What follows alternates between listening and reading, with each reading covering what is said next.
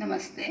Doctor Vedvati Dewangan, BCS PG college Dhamtari, सहायक प्राध्यापक अर्थशास्त्र। आज हम भारत के श्रम विधान के बारे में चर्चा करेंगे।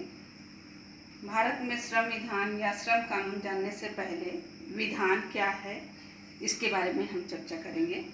विधान साधारणतः हम विधान शब्द का अर्थ कानून से भी लगाते हैं और कानून का निर्माण भारत में के 3 अंग होते हैं। कानून के निर्माण करने के लिए भारत में 3 प्रकार के अंग निर्धारित किए गए हैं। एक तो पहला विधायिका, कार्यपालिका एवं न्यायपालिका।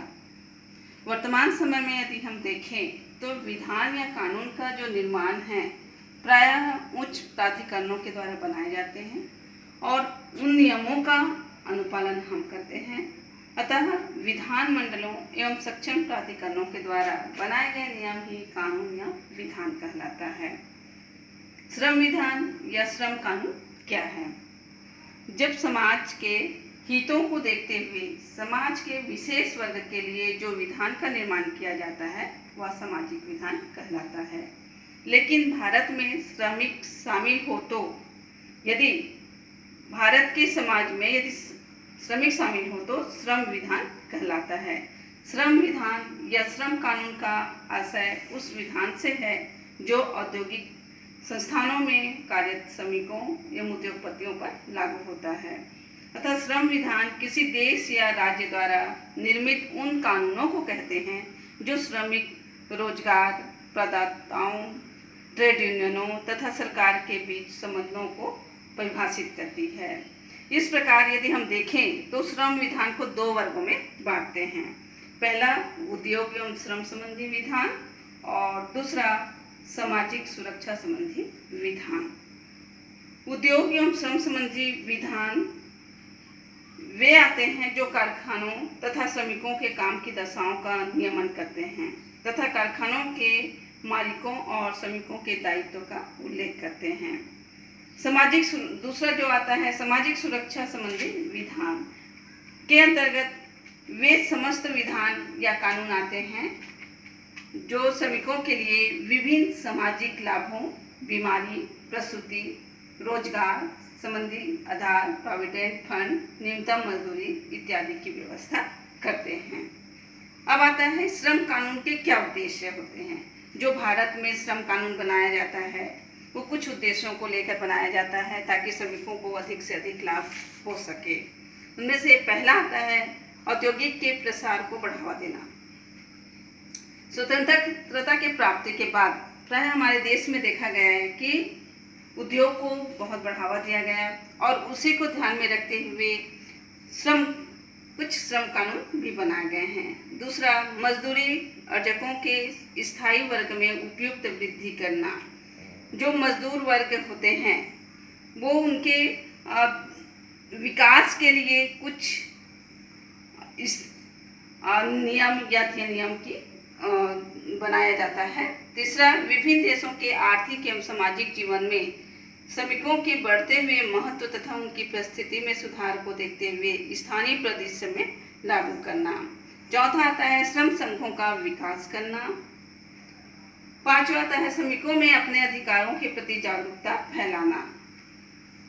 छठवां आता है संघों श्रमिकों के बीच शिक्षा का प्रसार करना और सातवां आता है प्रबंधकों को और नियोजकों के परमाधिकारों में हास तथा कई अन्य कानूनों से संविधान की व्यापकता को बढ़ावा देना।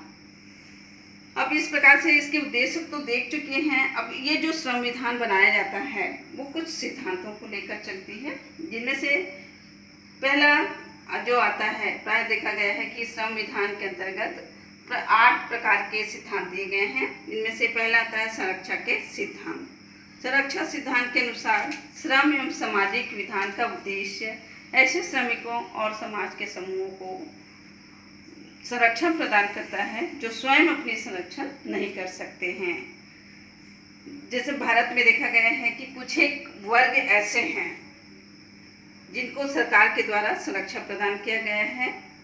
अतः इस सिद्धांत के अनुसार जो अधिनियम बनाए गए हैं वे हैं पहले कारखाना अधिनियम 1948, बगान अधिनियम 1951 और खान नियम 1952। के अंतर्गत जो श्रमिकों की संरक्षण के लिए जो बनाया गया नियम का ज्ञात होता है। दूसरा आता है सामाजिक न्याय का सिद्धांत। सामाजिक संबंधों के समानता को स्थापित करने में ये बल देता है ये नियम, क्योंकि सभ्यता के आरंभ से ही समाज में किसी न किसी प्रकार की असमानताएं रही हैं और जो आज भी होता रहा है, और कुछ वर्ग जो है इस असमानताओं के कारण शोषण का भी शिकार होता गया है। इन शोषणों एवं असमानताओं को दूर करने के लिए जो अधिनियम बनाए गए हैं वो सामाजिक न्याय के सिद्धांत के अनुसार के अंतर्गत आता है, और जिसके अंतर्गत जो बनाए गए अपने जो अधिनियम हैं वो आते हैं अपना समान पारिश्रमिक विधान 1976, अस्पृश्यता निवास विधान, सिविल अधिकार संरक्षण अधिनियम 1955, भारतीय दासिता अधिनियम 1883। तीसरा नियमन का सिद्धांत। श्रम विधान के नियमन का सिद्धांत मुख्यतः श्रम संघों और नियोजकों के बीच के संबंधों में संतुलन लाने के प्रमुख पर जोर देता है। अगर नियोजक अधिक शक्तिशाली होते हैं तो वो श्रमिकों का शोषण करते हैं, तो इन शोषणों को दूर करने के लिए जो विधान या नियम बनाए गए हैं, जैसे श्रम संघ एवं श्रम संबंध अधिनियम 1974, औद्योगिक न्यायालय अधिनियम 1919, औद्योगिक संबंध अधिनियम 1971। कल्याण से संबंधित सिद्धांत। कल्याण का सिद्धांत समाज के विशेष समूहों, आम नागरिकों के हितों के विकास के लिए अतिरिक्त सुविधाएं प्रदान करने पर जोर देता है। कल्याण सिद्धांत को ध्यान में रखते हुए बनाए गए जो कुछ अधिनियम ये निम्न है। कोयला खान श्रम अधिनियम 1947, अभ्रक खान श्रम अधिनियम 1946, हिंदू निवारण अधिनियम 1955। पांचवा आता है हमारा सामाजिक सुरक्षा का सिद्धांत के अंतर्गत। तो ये सामाजिक सुरक्षा का सिद्धांत जैसे नाम से ही स्पष्ट होता है कि औद्योगिक समाज में दुर्घटना, बीमारी, वृद्धावस्था, अस्वस्थता, बेरोजगारी, आकस्मिक मृत्यु जैसे आर्थिक कठिनाइयों को सामना करने के लिए जीवन के इस खतरों के प्रति आर्थिक सुरक्षा की व्यवस्था करने के लिए कुछ सामाजिक सुरक्षा के नियम बनाए गए हैं। यह मुख्यतः दो प्रकार के होते हैं। पहला सामाजिक बीमा और दूसरा आता है सामाजिक सहायता। सामाजिक बीमा में हितकारियों को हित लाभ के लिए सामान्यतः अंशदान देना पड़ता है। हित लाभ के लिए राशि जीवित व्यक्तियों और नियोजकों तथा सरकार के अनुदान से आती है। योग्यता की शर्तें पूरी होने पर हिताधिकारियों को हित लाभ अधिकार स्वरूप मिलते हैं और उनमें निरंतरता कायम रहती है। सामाजिक सहायता में सरकार का अन्य अभिकरणों के द्वारा जरूरतमंद व्यक्तियों को बिना किसी अंशदान की शर्त पर सहायता दी जाती है। सामाजिक सुरक्षा के सिद्धांत को ध्यान रखते हुए कुछ अधिनियम बनाए गए हैं। जैसे पहला, भारत में कर्मकार क्षतिपूर्ति अधिनियम 1923, प्रसूति हित लाभ अधिनियम 1961, कर्मचारी राज्य बीमा अधिनियम 1948, कोयला खान भविष्य निधि तथा प्रकीर्णन उपबंध अधिनियम 1949। अब आता है निवारण का सिद्धांत।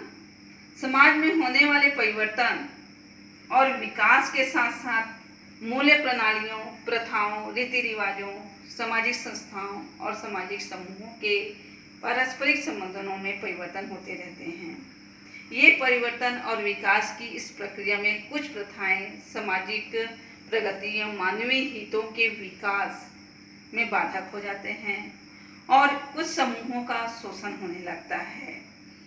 जैसे हमारे यहाँ प्राचीन काल को देखें तो सती प्रथा, शिशु हत्या, बाल विवाह, दहेज प्रथा जैसी बहुत सारी सामाजिक कुप्रथाएं हमारे यहाँ प्रचलित हुई। तो इन प्रथाओं को रोकने के लिए जो भी विधान बनाए गए हैं वो निवारण सिद्धांत के अंतर्गत आता है। इस सिद्धांत के अंतर्गत जो अधिनियम बनाए गए हैं वो है सती विनिमय बाल विवाह रोध अधिनियम 1929, अस्पृश्यता विधान संबंधी नागरिक अधिनियम संरक्षण अधिनियम 1856, अनैतिक अधिनियम 1956, सतीकृत्य अधिनियम 1987 और महिला विकास अधिनियम 1989। अगला अपना सिद्धांत आता है आर्थिक विकास का सिद्धांत। तो आर्थिक विकास का जो सिद्धांत है वो हमारे लिए बहुत इम्पॉर्टेंट है, क्योंकि किसी भी देश का यदि आर्थिक विकास होता है तो इसका अर्थ होता है कि सीधे कि वहाँ की जनसंख्या का भी विकास होता है, जनसमूहों का भी विकास होता है। तो किसी भी देश में जन समुदाय की सुरक्षा समृद्धि होने पर आर्थिक विकास पर निर्भर करती है और श्रम और सामाजिक विधान के माध्यम से आर्थिक विकास की गति तेज की जा सकती है। श्रम विधानों द्वारा जो कार्य मौलिक दशाओं में लाकर उत्पादन दशाओं में परिवर्तन लाकर ये उत्पादकता को बढ़ाई जा सकती है और कार्य कुशलता में उसकी वृद्धि की जा सकती है। सामाजिक समानता की स्थापना, सामाजिक शोषण की रोकथाम, समाज में दुर्बल समूहों की रक्षा, सामाजिक समानता की स्थापना जैसी बहुत सारी जो अपने नियम बनाए जाते हैं उनकी समानता स्थापित करने के लिए प्रयास किया जाता है। आर्थिक विकास प्रायः प्रत्यक्ष और परोक्ष दो प्रकार से अपने आर्थिक जीवन को प्रभावित करते हैं। इन्हीं उपरोक्त कानून से आर्थिक विकास की जो नीतियां बनाई जाती हैं, जो कार्यक्रम बनाए जाते हैं, वो मुख्यतः श्रम विधान के अंतर्गत रखा जाता है और कई लोगों के या उस किसी भी अर्थव्यवस्थाओं के विकास को ध्यान में रखते हुए अधिनियम बनाए जाते हैं। हमारा आखिरी आर्थिक जो श्रम विधान का जो सिद्धांत आता है अंतर्राष्ट्रीय दायित्व का सिद्धांत। कई श्रम और सामाजिक विधान अंतर्राष्ट्रीय दायित्वों को निभाने के लिए भी बनाए जाते हैं। श्रम एवं सामाजिक क्षेत्रों में अंतर्राष्ट्रीय श्रम संगठन के द्वारा पारित किए गए प्रस्तावों की भूमिका अत्यंत महत्वपूर्ण होती है और इसके आधार पर प्रस्ताव पारित किए जाते हैं। इस तरह विश्व के विभिन्न देशों में अंतर्राष्ट्रीय श्रम संगठन के प्रति अपने दायित्व निभाने के उद्देश्य से कई श्रम और सामाजिक विधान बनाए गए हैं। कुछ सामाजिक विधानों के पीछे अत्यंत अंतर्राष्ट्रीय संगठनों के प्रस्ताव का भी हाथ रहा है। महिलाओं के अधिकारों, वेश्यावृत्ति उन्मूलन, नागरिक अधिकारों, कई भेदभाव की रोकथाम, बाल विकास या बाल अपराध अधिनियम, सार्वजनिक स्वास्थ्य अधिनियम एवं कई प्रकार के जो नियम अंतर्राष्ट्रीय जो दायित्वों का निर्वहन करते हैं इस अधिनियम के अंतर्गत बनाए जाते हैं।